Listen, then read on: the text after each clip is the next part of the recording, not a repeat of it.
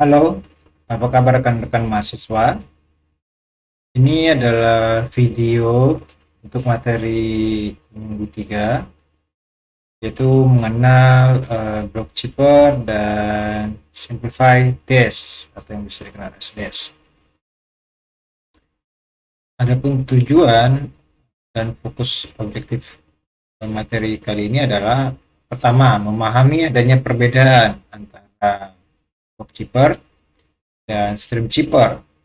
Kemudian mengerti prinsip dari block chippers, lalu konsep fusion dan confusion yang umum digunakan di block chipper, kemudian memahami struktur dari rancangan crystal chipper, dan serta mampu menerapkan algoritma SDS yang biasa digunakan untuk keperluan edukasi ya atau education purpose. Pertama kita harus kenal dulu perbedaan stream chipper dan block chipper. Jadi yang perlu kita ketahui adalah bahwa terdapat dua algoritma yang umum digunakan untuk kriptografi simetrik. Pertama stream chipper, kemudian block chipper. Stream chipper itu simpelnya adalah mengubah per satu karakter dari plain text diubah secara langsung menjadi ciphertext. Jadi konversinya langsung secara per simbol, satu simbol dan satu simbol karakter seperti itu. Kemudian untuk yang block chipper, dia melakukan enkripsi dengan melakukan grouping atau block. Jadi plain text tersebut dibagi menjadi beberapa blok atau grup, kemudian dilakukan enkripsi menjadi ciphertext seperti itu.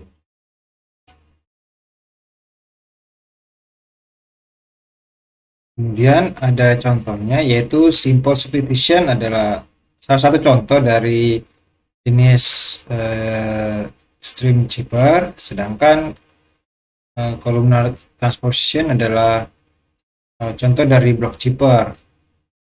Saat ini enkripsi simetris yang modern itu sudah menggunakan algoritma block chipper. Untuk ukuran bloknya sendiri ya, blok yang digunakan itu sangat bervariasi. 64 bit untuk dash, 128 bit untuk AS dan lain-lain. Kemudian di sini kita bisa lihat perbandingan dari segi diagram untuk block chipper dan stream chipper. Nah, jadi kita bisa lihat bahwa di sini yang bagian pertama itu block chipper itu alurnya ini dia dibagi-bagi dulu ya. Dia bagi berdasarkan blok seperti itu. Jadi pertama dia dikategorikan plain text blok N, lalu ada bagian plain text blok 2 dan itu ada plain text juga. Nah, plain text tersebut, blok-blok plain text tersebut itu dengan menggunakan key dan encryption function sehingga akan menghasilkan ciphertext dalam bentuk blok-blok juga, yaitu ciphertext blok N, ciphertext blok 2, ciphertext blok 1 seperti itu. Sedangkan untuk stream chipper dia langsung saja seperti itu. Jadi plain text 1100 langsung diubah begitu juga secara individual karakter atau simbol menjadi ciphertext. Jadi prosesnya lebih cepat seperti itu ya. Nah, di sini kita bahas lebih lanjut stream chipper. Tentu tadi kita lihat dari gambar kelebihannya ya sangat cepat proses transformasi dari plain text dari karakter asli menjadi ciphertext karakter yang sudah dienkripsi itu sangat cepat sekali. Jadi algoritmanya linear dalam hal waktu dan juga dalam hal space penggunaan ya. Kemudian low error propagation, jadi sangat minim dampak apabila ada error seperti itu, karena bila ditemukan sebuah error pada satu simbol yang dienkripsi itu bisa dikatakan secara teori hampir tidak berdampak yang signifikan terhadap simbol-simbol yang lain seperti itu. Nah, untuk yang kekurangannya ya tentu saja ada trade cost ya, ada kelebihan ada kekurangan. Kekurangan dia adalah dia low diffusion. Jadi karena semua informasi yang tadi pada plain text itu berisi juga informasi tentang ciphertextnya. Jadi kan tadi bila ada 5 plain text, ada 5 simbol plain text, maka ya hasil enkripsinya akan menghasilkan 5 ciphertext seperti itu. Jadi dia low diffusion. Nanti kita akan bahas diffusion pada bagian berikutnya yang lebih detail. Kemudian kekurangannya tadi karena kita tahu 5 karakter plain text menjadi 5 karakter enkripsi atau ciphertext. Nah, jadi sangat mudah ditebak polanya. Hacker-hacker yang berusaha mencari peluang, mencari kunci yang cocok itu cenderung mudah karena tadi masing-masing simbol akan dikonversi secara langsung seperti itu. Sedangkan untuk block chipper adalah memiliki kelebihan dan kekurangan juga, dan itu adalah lawan dari si stream chipper yang tadi. Jadi kelebihan yang ada di stream chipper merupakan kekurangan dari block chipper. Demikian juga sebaliknya, apa yang merupakan kekurangan dari stream chipper itu justru menjadi keuntungan bagi block chipper. Jadi ada trade cost seperti itu. Misalnya di block chipper ini kelebihannya tadi dia high diffusion. Jadi karena dia dibagi-bagi dalam bentuk cluster atau blok, jadi bisa meningkatkan diffusion sehingga cenderung aman dari proses injeksi atau tempering. Jadi apabila ada penyusupan atau injeksi karakter-karakter tertentu, simbol-simbol tertentu, itu sangat-sangat mudah untuk terdeteksi seperti itu. Nah, tentu ada kekurangan, yaitu dia sangat lambat ya, lebih lama untuk melakukan enkripsi karena dia harus dipecah-pecah per blok, lalu diakumulasi lagi seperti itu. Dan cenderung rawan bila terdapat error pada satu simbol, itu bisa mempengaruhi keseluruhan blok seperti itu. Jadi dia ada trade cost. Jadi bisa dikatakan stream chipper adalah proses chipper yang lebih cepat, lebih mudah dipelajari, namun cenderung kurang aman karena tadi dia punya pola yang mudah untuk ditebak. Sedangkan block chipper di satu sisi adalah chipper yang lebih aman, lebih kompleks, namun lebih lama, lebih butuh waktu pemrosesan lebih cepat, dan cenderung memiliki tingkat error yang lebih tinggi seperti itu. Nah, di sini ada informasi perbandingannya yang lebih simpel. Kita bisa perhatikan block chipper dan stream chipper itu apa sih perbedaan yang lebih spesifik. Jadi bisa kita lihat dengan jelas. Misalnya di block chipper itu jumlah bit yang digunakan itu adalah 64 bit dan lebih, jadi 64 bit ke atas seperti itu. Sedangkan kalau untuk stream chipper itu hanya 8 bit saja. Jadi stream chipper juga hanya menggunakan dan bergantung terhadap proses confusion, sedangkan kalau block chipper itu dia menggunakan confusion dan juga diffusion. Nanti akan kita jelaskan perbandingannya lebih detail seperti itu. Nah, di sini block chipper, pada dasarnya prinsip block chipper itu adalah, jadi di sini kita bisa lihat prinsip-prinsip yang digunakan block chipper, yaitu mengikuti struktur dari Vestal chipper. Kenapa kita membutuhkan struktur Vestal chipper? Karena proses decryptnya lebih cepat dan lebih efisien. Jika membutuhkan 2 pangkat 64 tabel untuk 64 bit blok, dan juga ini adalah ide atau konsep untuk sebuah produk dari chipper seperti itu. Kemudian ada juga Cloud Xenon dan Substitution Permutation chipper. Jadi berdasarkan publikasi paper dari si Cloud Xenon, dia memperkenalkan sebuah konsep substitusi permutation. Jadi pada tahun 1949. Nah, inilah awal dari bentuk block chipper yang lebih modern seperti itu. Substitution permutation atau singkat SP itu berdasarkan dua kriptografi yang sangat sederhana, sangat primitif ya.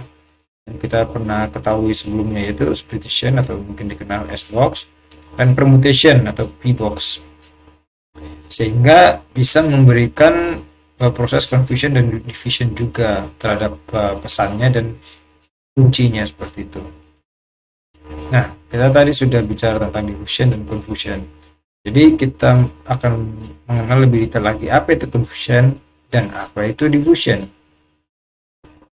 Nah, diffusion dan confusion. Diffusion itu adalah proses untuk melakukan berulang-ulang permutasi atau transportasi data.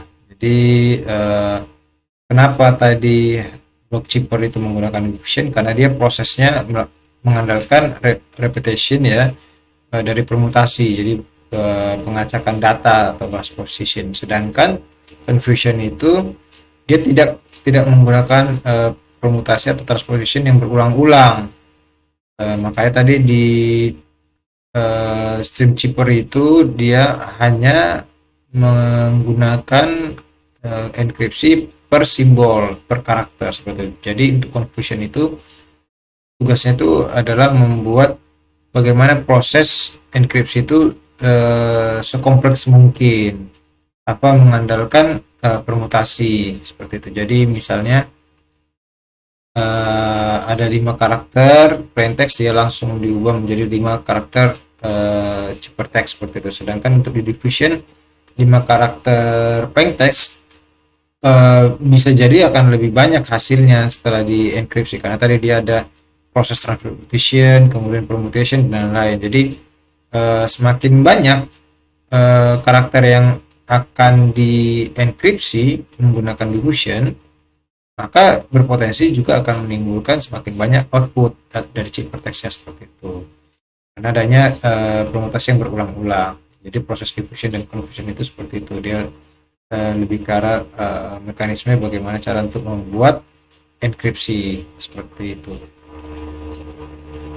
Kemudian di sini kita bisa lihat crystal chipper struktur ya. Jadi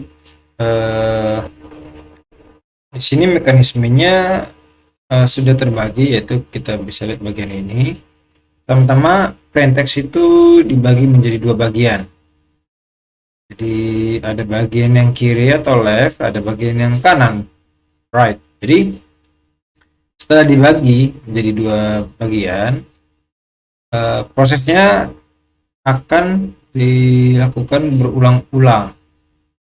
Jadi proses multiple rounds ya. Jadi kita bisa lihat di sini ada round 1, round 2, round 15 sampai round 16. Tadi kan kita sudah ketahui bahwa ini akan ada round 16 ya. Jadi sampai 16 kali key-nya, atau round key-nya diperoleh seperti itu. Kemudian ada round function f, itu diberikan terhadap yang bagian kanan. Tadi kan ini bagian kanan. Ini ada round functionnya f seperti itu. Jadi bagian blok yang kanan ini akan mendapatkan function dan juga key 1 seperti itu. Nah, setelah itu bagian yang kiri akan diproses terhadap XOR, operator XOR. Nah, hasilnya tadi akan dilakukan permutasi, yaitu perubahan posisi. Jadi yang tadinya blok kanan menjadi kiri di round 2, dan yang tadinya kiri di round 1 menjadi round kanan, menjadi blok kanan seperti itu.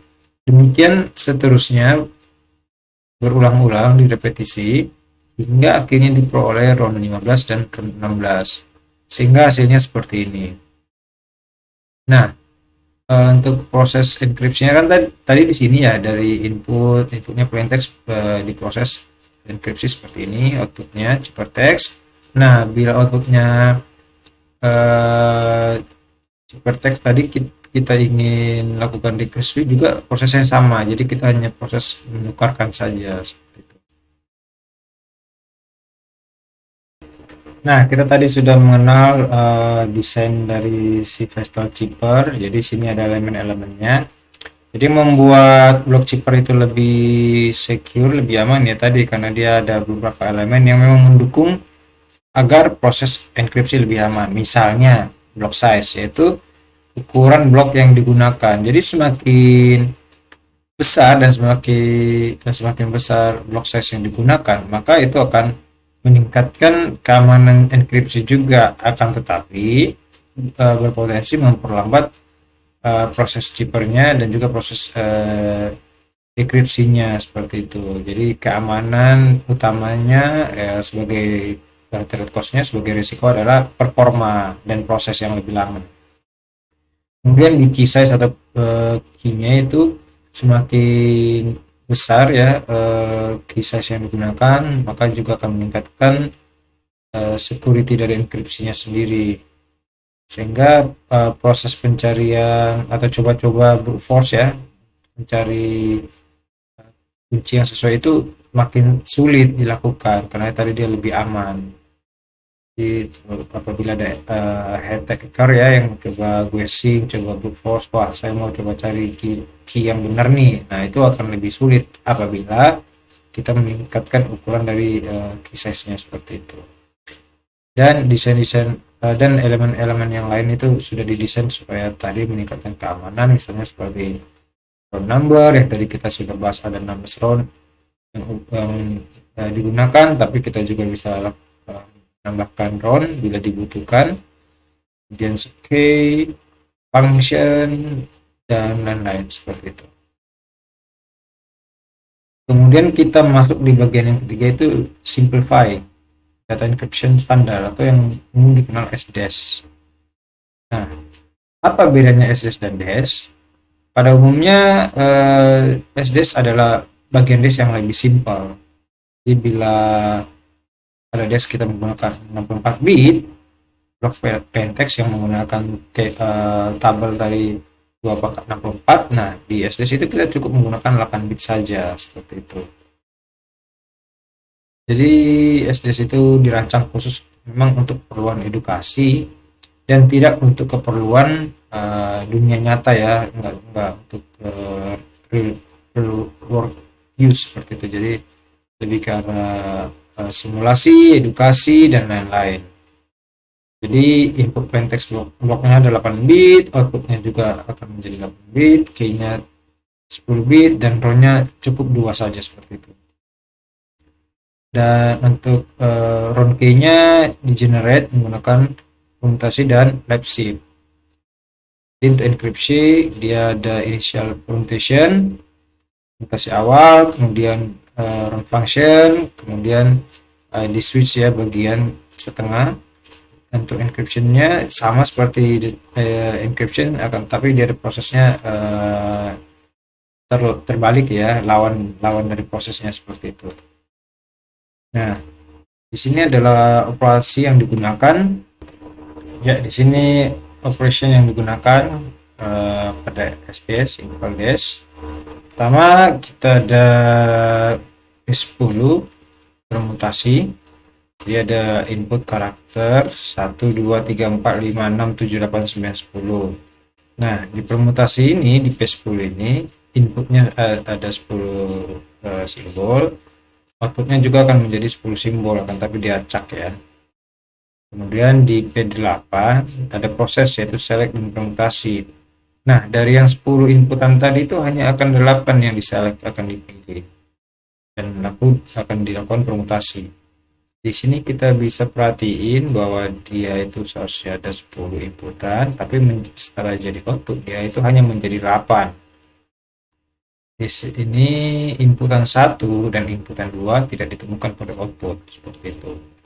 Di P4 ada proses permutasi lagi. Ada 4 inputan 1, 2, 3, 4 ya, acak. Kemudian untuk di EP expand dan permutasi inputnya 1, 2, 3, 4, tapi dia dilakukan proses ekspansi, dia menjadi 4, 1, 2, 3, kemudian ada 2, ada 3, ada 4, dan ada 1 seperti itu. Untuk yang IP initial permutation dia prosesnya diacak juga, Kemudian IP-1 dia ada proses inverse terhadap initial permutation. Jadi dia cek lagi 4135 dan seterusnya. Kemudian untuk yang LS-1 itu lab shift posisi 1, LS2 lab shift posisi 2 seperti itu. Kemudian ya, jadi ada dua bagian utama untuk SDS. Pertama, proses key generationnya, jadi proses mengenerate key-nya, kemudian proses dari enkripsinya juga. Nah, pertama-tama sebelum kita melakukan enkripsi terhadap plaintext, kita butuh key dulu. Nah, untuk mendapatkan key-nya ada proses, kita bahas di sini, yaitu ada 10 bit key sebagai key utamanya. Dia ada 10 bit tersebut dilakukan P10 atau permuted 10. Jadi dia dipecah menjadi 5 bit masing-masing, kiri dan kanan. Kemudian masing-masing dia mendapat lab shift min 1. Jadi posisinya bergeser ke kiri sebanyak satu posisi. Setelah itu dia diproses menjadi permuted 8. Nah, hasil dari permuted 8 ini kan menghasilkan key 1 sebanyak 8 bit ya. Kemudian bagian yang tadi dari LS1 dan LS1 itu diproses pada LS-2. Jadi lab shift terhadap dua posisi. Jadi bergeser ke kiri sebanyak 2 posisi. Nah, hasilnya akan mendapatkan 5 bit.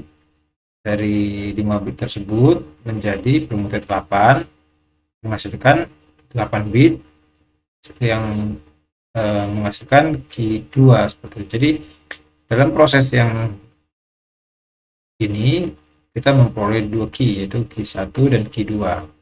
Nah, kemudian untuk proses enkripsinya kita mengetahui bahwa ada 8 bit plaintext. Jadi 8 bit sebagai plaintext. Kemudian ada proses IP, initial permutation. Jadi dibagi menjadi 2 blok, yaitu blok yang kiri dan blok yang kanan. Nah, yang kiri 4 bagian, 4 bit, yang kanan 4 bit. Kemudian yang kanan itu diproses jadi EP ya, expand permuted. Yang 4 itu menjadi 8.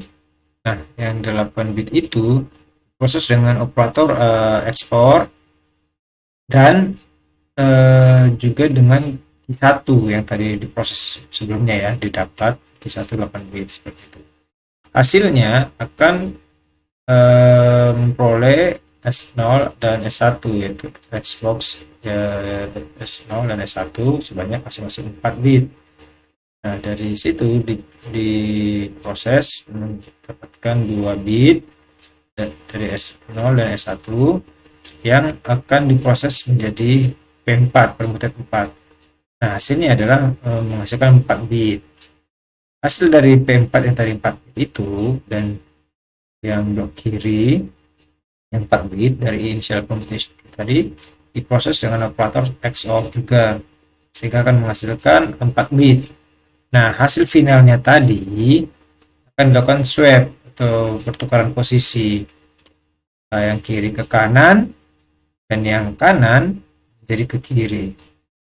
Jadi ini adalah round 1 yang diperoleh. Kemudian kita lanjutkan untuk round 2, sama juga prosesnya seperti itu, sehingga nanti dilakukan proses repetisi yang akhirnya akan mendapatkan ciphertext-nya sebanyak 8 bit. Jadi kita bisa 8 bit plaintext menjadi 8 bit ciphertext seperti itu. Kemudian di sini kita bahas mengenai SDS SBox. Nah, di sini SDS dan DS juga melakukan substitution ya menggunakan SBox. Jadi SBox ini adalah wadah untuk menampung proses substitusi. Ada simple dash atau SDS dan juga pada dash. SBox itu bentuknya adalah sebuah matrix. Jadi inputannya akan berupa row, atau baris, dan juga kolom atau kolom seperti itu. Ya, jadi ada 4 bit inputan, bit 1, bit 2, bit 3, bit 4.